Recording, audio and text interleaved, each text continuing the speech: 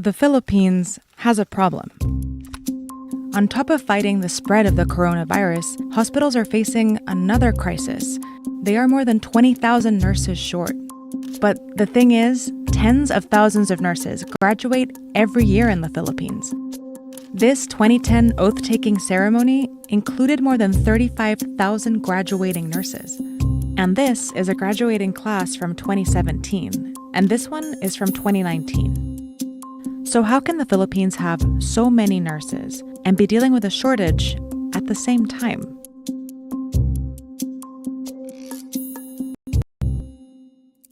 This story starts in 1898, when the Philippines became a U.S. colony.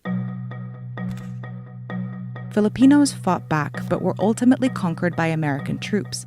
More than 200,000 Filipinos died. As part of the colonization of the Philippines, the U.S. created a policy called benevolent assimilation that claimed to protect Filipino rights and liberties. They used this to justify the colonization of the Philippines by arguing that this was a different kind of colonialism and imperialism. This was a good kind of colonialism that would bring education, infrastructure, and public health. The U.S. started taking over institutions and education and began developing a medical labor force in the Philippines. They built more than 10 nursing schools in less than a decade. Filipino nursing students had to learn Western medical practices from American teachers, and they were forced to learn in English. Year after year, new classes of American-trained, English-speaking Filipino nurses graduated from nursing schools. What this did was that it inadvertently prepared Filipino nurses to work in the United States. The nursing training system went on until the Philippines gained independence in 1946. The independence of the Philippines as a separate and self-governing nation. But even though the Philippines broke free, America soon found a way to bring Filipino nurses over. Starting in 1941, after the U.S. entered World War II, millions of Americans joined the armed forces, and thousands of nurses enlisted to treat injured soldiers in the field, and American hospitals started emptying out. So the government funded programs like the Cadet Nurse Corps to fill the gaps.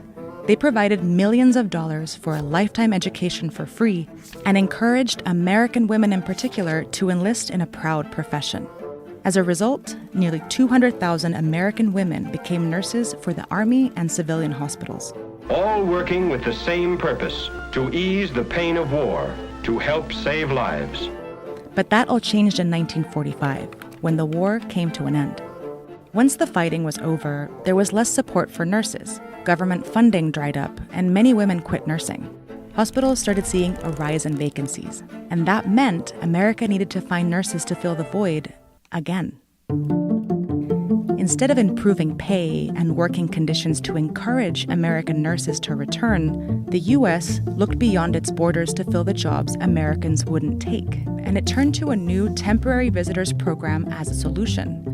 U.S. hospitals started to use the exchange visitor program in order to recruit Filipino nurses because they had Americanized nursing training already. And it worked. Filipino nurses dominated the program. For about a decade, more than 10,000 Filipino nurses came to the U.S. to work. But the real reason so many left their homes has to do with what was happening in the Philippines at the time. After centuries of oppressive colonial control and their own World War II battles, the Philippines' economy finally started to stabilize. Cities were flourishing and tourism was booming, but wages, particularly in rural areas, were still low for nearly everyone. And that included nurses, who, despite having formal training, were often paid less than janitors or messengers. And that pushed many to go abroad in search of better opportunities. But when they came over to the US, many sponsoring hospitals just used them as inexpensive labor. They assigned them extensive nurse work and only paid them a minimal stipend. After their temporary placements ended, many Filipino nurses went back to the Philippines, while many others managed to stay longer and build a life in the US. where they formed strong Filipino communities. But the exchange visitor program wasn't the end of America's hold on Filipino nurses. It was just the beginning. The 1960s brought big changes to America. There are certain historical events, new Great Society programs such as the establishment of Medicare and Medicaid. There are civil rights and women's social movements. American women have more opportunities to enter other kinds of occupations. All of these things converge to increase the demand for nursing services, but also to result in even more nursing shortages in the United States. In just 3 years, nurse vacancies nearly doubled. Nearly 1 in every 4 nursing jobs was vacant. To fill the new shortage, the U.S. turned to the Philippines once again, but this time, it was different. Immigration policy in America changed drastically in 1965 with the new Immigration and Nationality Act. For the first time, people from all over the world could apply for immigrant visas. Then, on top of sponsoring hospitals, labor recruiters and travel agencies started targeting Filipino nurses with ads that promised them bright futures in America. One particular ad featured a basket that was decorated with the Philippine flag. It's addressing the Filipino nurse saying, "Dear nurse, if you're not happy where you are right now, contact us. And we can't promise you happiness, but we can help you chase it all over the place." So Filipino nurses began filling the huge shortages all around the U.S. But soon, many experienced discrimination. The American Nurse Association added licensing requirements to limit their entry. The nurses who did pass those requirements came to the U.S. and ended up in underpaid, lower positions. Still, it's this phase of migration that lasted through today and transformed the U.S. healthcare industry. The temporary pathway, established 20 years earlier, became a permanent migration route, and the hospitals now had a way to lure nurses over whenever they wanted. But focusing on what pulled so many nurses to America overlooks the forces that continue to push them out. Which brings us back to the Philippines. This is Ferdinand Marcos, who ruled the Philippines with an iron fist. In 1972, under martial law, he began to rule as a dictator. He was behind more than 3,000 extrajudicial killings and tens of thousands of tortures and incarcerations. As a result of the unrest, the economy that was starting to stabilize fell into a recession and unemployment skyrocketed. But instead of addressing the lack of jobs, the Philippine government actively promoted and publicized labor export, the export of Filipino workers to countries throughout the world. And that's because Filipino overseas workers were starting to send hundreds of millions of dollars back home to their families. And the Filipino government wanted to keep that money coming.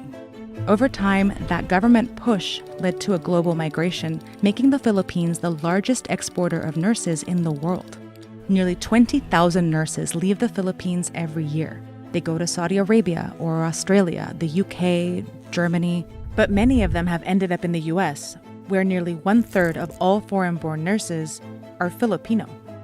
With the US recruiting nurses on one end and the Philippines pushing them to work abroad on the other, both governments have benefited from Filipino labor.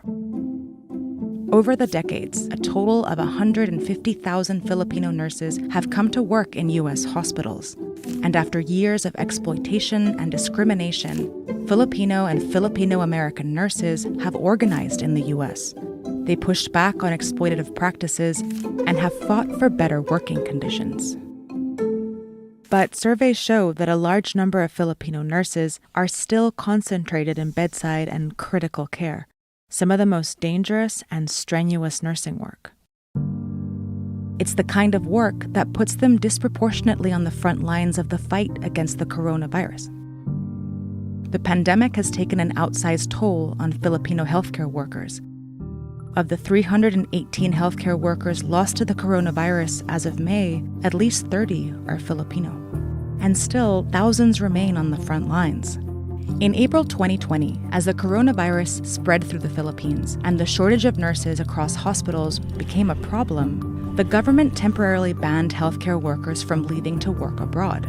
While it might seem like a appropriate idea for Filipino nurses to remain in the Philippines, it's also important to remember that Filipino nurse overseas migration is a long-standing phenomenon that has been actively promoted by the Philippine government. Even though the ban was eventually lifted, it points to the instability that Filipino nurses have to live with on both sides of the migration route.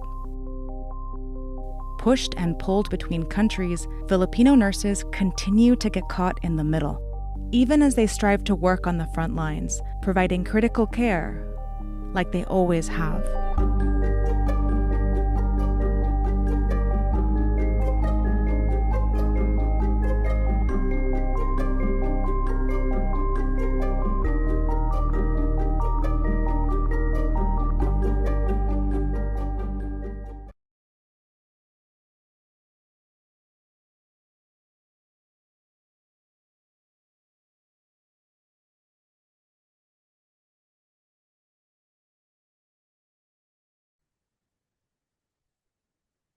But folks, so you just wrapped up reading about the Bracero program, and I want to really have us consider an idea that is, I think, very alive and well in a lot of the debates that's taking place around undocumented people in the United States today, right? So let's first make sure we're clear on some stuff here. Like when we look at the Bracero program, the way it was designed, it was trying to balance two, I would argue, competing interests, right? There's kind of like the conservative base of voters who were apprehensive and anxious around bringing in new folks who might begin to sink roots. So the contracts, when you look at that 40-day, why 48 days for a contract? Well, you're trying to make sure that no one can kind of establish roots in the country, right? So that appeases your base of voters. But at the same time, you want to make sure that you create a labor system that was favorable to farmers, an ability to exploit somebody's labor that pays them little and allows you to have to turn a profit, right? And so that's important, I think, to understand as we consider the concepts of racial capitalism and how immigrants and immigrations fit into that, and how why they fit in it. When we talk about immigrants and immigration, it doesn't take long before we talk about it in economic terms. Why does our collective imagination sprint almost to this conversation around economic contribution to the country? It's because we're a racial capitalist society, right? And so our minds, our system, our values are geared oftentimes very economically, right? And so we need to think about that when we consider and look at the way in which we perceive and treat those that we deem immigrant. And in this case, I'm going to look specifically at the concept of undocumented immigrants because it's a hot topic today. But I think the framework here applies to immigrants in general, but very hyper applicable to the undocumented immigrant. Now, remember, from when we talk about the Chinese Exclusion Act, the attachment of the concept of being undocumented or, quote, illegal automatically keeps you from being considered American. Now, I'm going to make an argument that I think that is also by design, that the racial capitalist structure necessitates a group of people who are not perceived as American. It's very important for the functioning of a racial capitalist system in economic terms that we don't see everybody equally, so that it's easier to conceive of the exploitations of some people over other people. So when we look at the quote undocumented immigrant, they can't be considered American. And that then produces a precarious reality for undocumented folks. They are at once by some perceived to be expendable, someone that can be removed, that can be brought in or removed. at the whim of the state. And they exist primarily within a racial capitalist structure as a exploitable body of labor, right? We've talked about capitalism, its need to have a base of people it can exploit to turn profits, right? In topic number 2. So you have this, the undocumented immigrant cannot be made American because you desire their exploitability. If you see them as equals, then all sorts of new other laws apply to someone who's an American that might limit how much you exploit them. Maybe we begin to perceive them as, hey, because they're American, certain conditions, they shouldn't have to experience certain conditions, right? And so by keeping them as something called undocumented, you allow racial capitalism to continue to engage in a process of their economic exploitation with little attention on it and little repercussions for exploiting this group of people we don't deem as equal to the rest of us, right? And then there's the expendability. This is the expendability, in other words, you can remove them, deport them, and whatnot. This isn't going to be always practiced. It gets practiced at times of political need. When you need to scapegoat someone for why there's economic budget woes, you say, well, they're taking up all the resources, right? And so you might target them. You might have white working class voters saying, we got to protect American values, so on and so forth. And at that time, as an act of political theater, you'll have whoever's in power target undocumented people for removal, right? The expendability, you could remove them, right? This is mostly political theater to appease white nationalist base.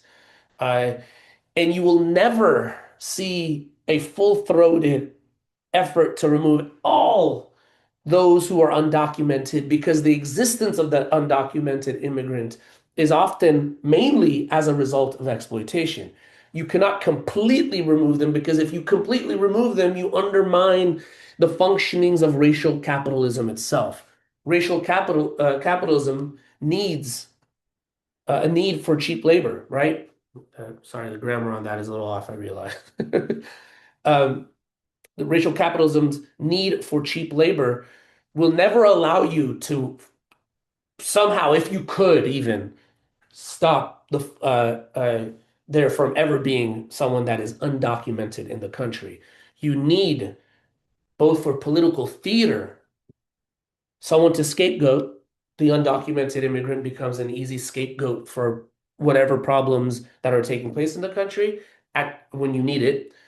But they're always needed for exploitability. Sometimes these two things come into, they clash with each other. So you got to do the political theater, but you are not going to go full-throated, because you understand that the functioning of certain industries necessitate this exploitable body of people that are often undocumented folks, right? And I would argue, whether you're conservative or liberal,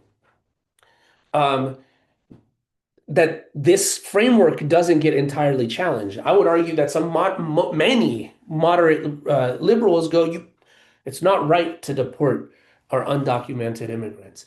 But do we talk about how we want to transform the conditions of those that are undocumented so that they're not being exploited? You will not hear a lot of liberals go that far and say that we need to change the conditions of exploitations of the undocumented immigrant. They'll just say, they're our neighbors, they were in our communities, we can't remove them. I would argue, and because they are our neighbors, we should be trying to transform the conditions that exploit them.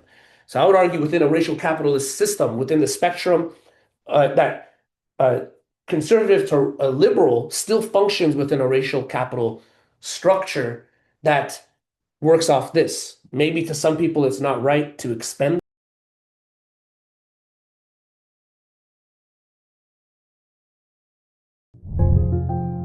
Everything we know about Carmelita Torres is from a few newspaper accounts in 1917. They called her an auburn-haired Amazon, just 17 years old.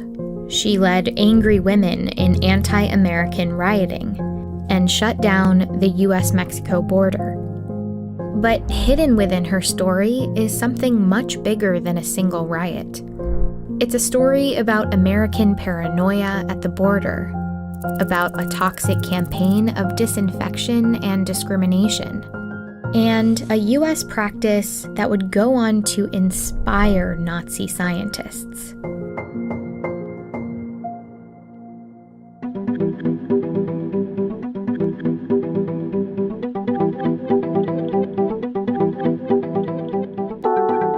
At the border between El Paso, Texas, and Ciudad Juarez, Mexico, thousands of people cross back and forth for work and school every day. They line up in Juarez and often wait for hours to get through the U.S. checkpoint. But the border didn't always look like this. Crossing this border used to be free and unrestricted. People would come and go without a passport. But after 1917, Juarez and El Paso became two separate communities. It was a turbulent year at the border. The Mexican Revolution was ongoing, and the U.S. was about to enter World War I. All of a sudden, you have the war hysteria created by World War I. People here in El Paso that are deadly afraid that the Germans are going to attack from Ciudad Juarez. The fear of invasion brought tensions to the border, while across the U.S., a different movement was gaining strength.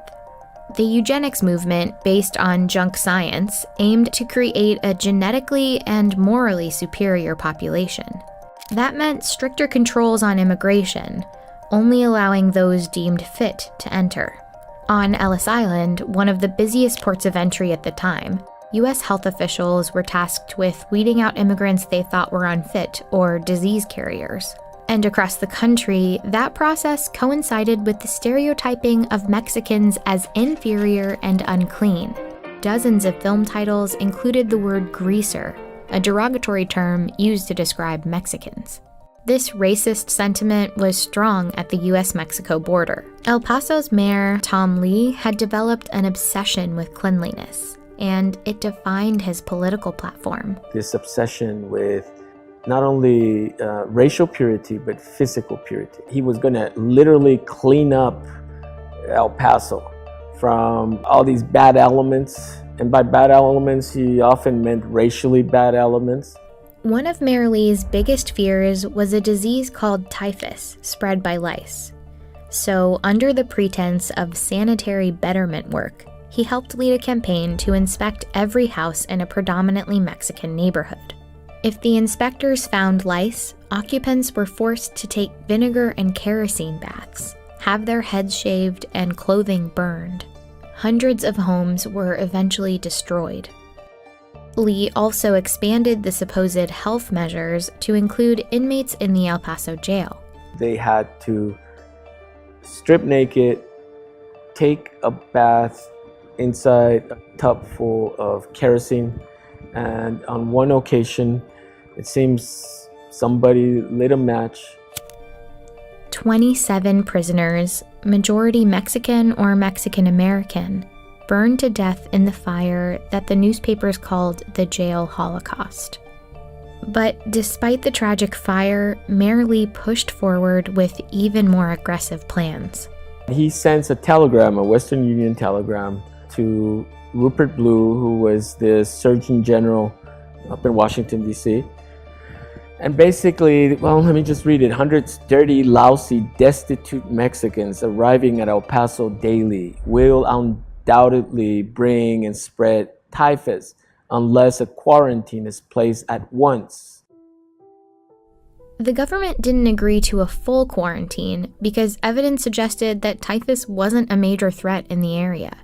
But instead, they funded a new disinfection plant at the border in 1916. In this facility, every immigrant considered a second-class citizen had to strip naked.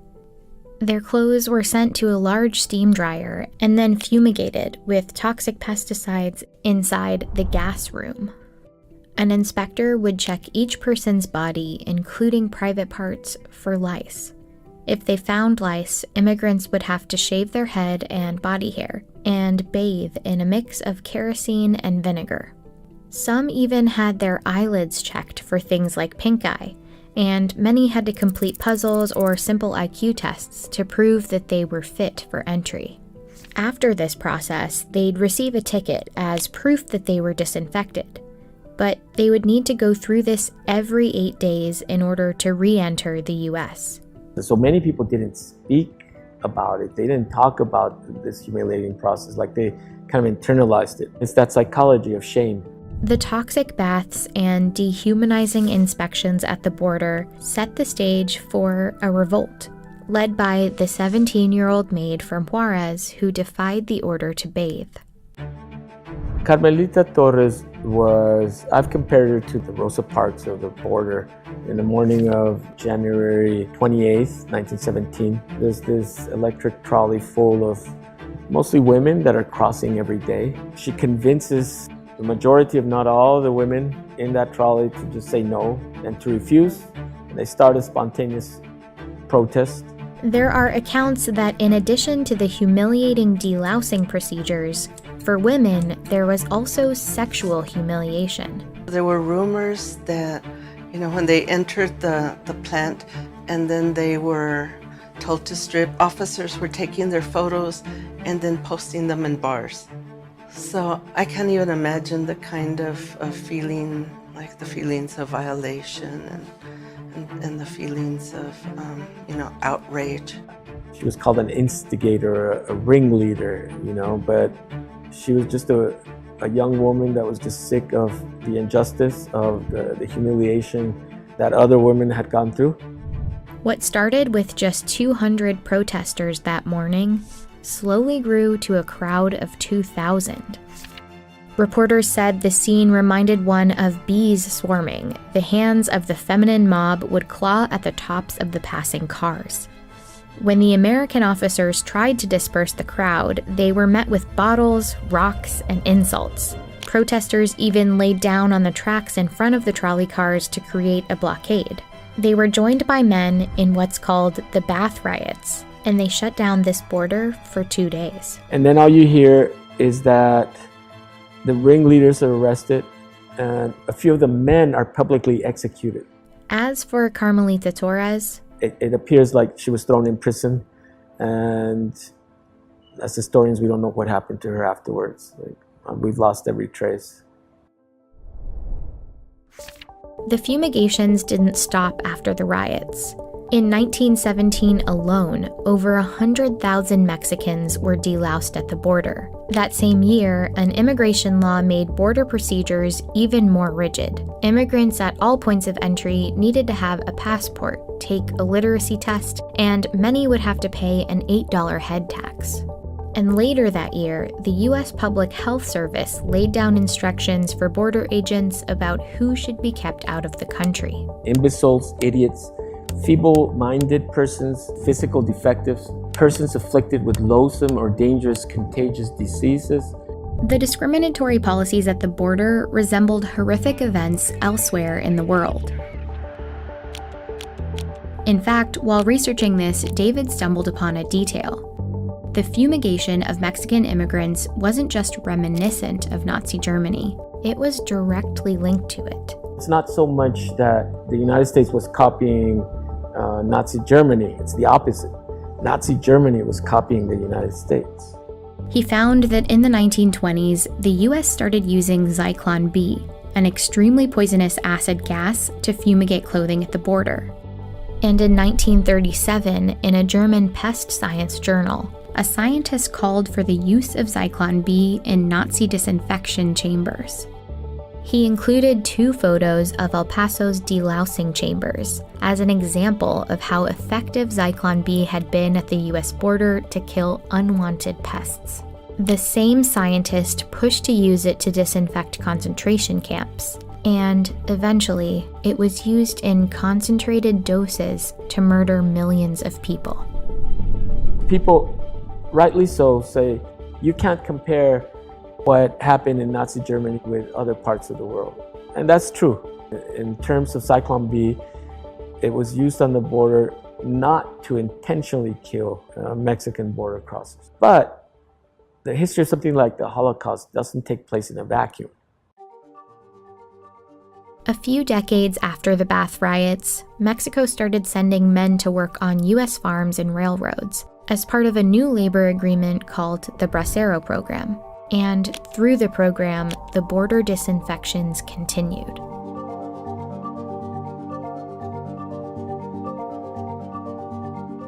Here in this facility, some migrants were sprayed with insecticides. This time, it was a substance called DDT, Dichloro-diphenyl trichloroethane, a toxic pesticide which decades later would be banned for agricultural use by most developed countries. Repeated contact must be avoided. They were sprayed in the face. They were sprayed in their private parts. And, they were stripped naked and inspected. And sometimes they're inspected like you would inspect livestock. First-hand accounts from immigrants in the program reveal how little they knew about the fumigations. So they talk about how humiliating it was, about why do they think we're so dirty? They'll call it the white powder. I don't know if they necessarily were told we're spraying you with DDT, but they'll call it polvo, the powder. A miraculous white powder that is helping to win the war against disease. Many of the employees who worked in the facilities weren't given many details either. When I first started, my role was a clerk. I got the job mainly because I spoke Spanish. There was a hut in the area when they came in from the Mexican side that they were going there, and they had some sort of, it was for lice, they said. It was, to disinfect for lice. And we never gave it much thought, but we did think, that's sort of like what the Nazis used to do, to the Jews. I had heard during lunch breaks that they would spray them, and sometimes there were comments from the men themselves that they would put a hose to them. I don't know if they knew what they were doing to them. I certainly didn't know, It was far-fetched from the world we lived in. It wasn't until the 1960s, when the Bracero program ended, that health authorities acknowledged the chemicals were dangerous and the baths and fumigations were finally discontinued. You want history to be about progress, about everybody realizes how horrible it is, and then it stops. Unfortunately, that's how it works in movies, but this was the border, right? And in the border, a lot of things never become resolved. They just keep on repeating themselves. Decades after the disinfection campaign ended, the language, the strategy, and the dehumanizing politics of fear and exclusion still linger. It's a health issue, too, because we don't know what people have coming in here. They're coming in with diseases such as smallpox and leprosy and TB that are going to infect our people in the United States. It's just a fact. You're going to see disease outbreak. Apprehensions in the El Paso area specifically have spiked more than 600%. They are essentially being warehoused, as many as 300 children in a cell. Without adequate food, water, and sanitation. The United States is running concentration camps on our southern border. I don't like anything compared to the Holocaust. But why can't you compare it, his practices, to what led up to the Holocaust? Do we have to wait for the actual Holocaust before we speak out? At the border between Juarez and El Paso, the same space where the Bath riots once happened, hundreds of migrants have been huddled in makeshift detention centers. They've been waiting to find out if the U.S. government deems them fit for entry.